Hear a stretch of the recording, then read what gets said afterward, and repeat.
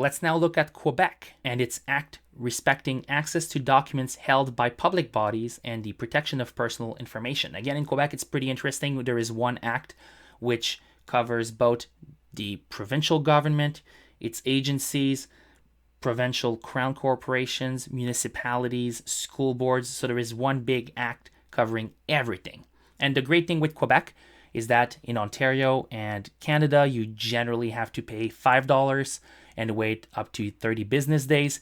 In Quebec, it's free and they have 20 days to at least get back to you.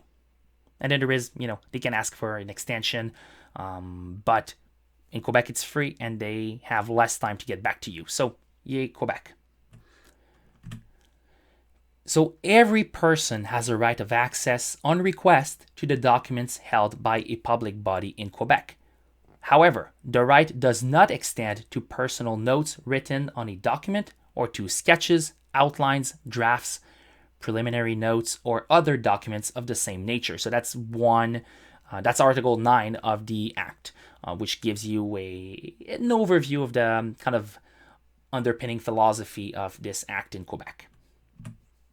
Some organizations covered by the Act include government agencies, municipal bodies, school boards, health and social services institutions, professional orders. So when a job is provincially regulated and there is a professional order you need to abide by as a member, well, those professional orders are generally legally bound to respect the Act.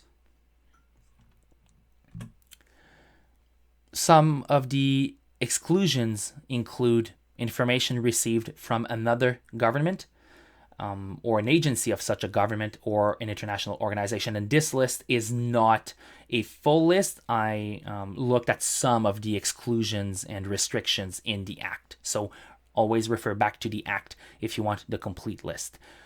Information which would likely hamper negotiations which are still in progress are to be withheld as well.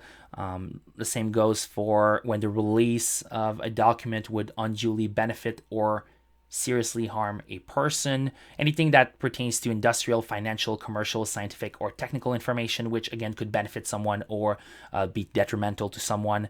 Industrial secrets of a third party or confidential industrial, financial, commercial, scientific, technical, or union information held by a public organization.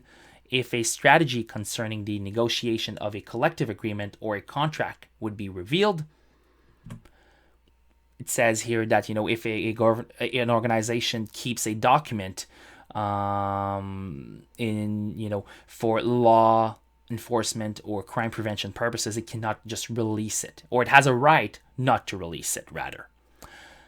A public body may also refuse to release or to confirm the existence of information if, as a result of its disclosure, a budget policy of the government would be revealed before it is made public by the Minister of Finance. And another exemption is that a public body may refuse to disclose a study if its disclosure might well affect the outcome of a judicial process, of judicial proceedings.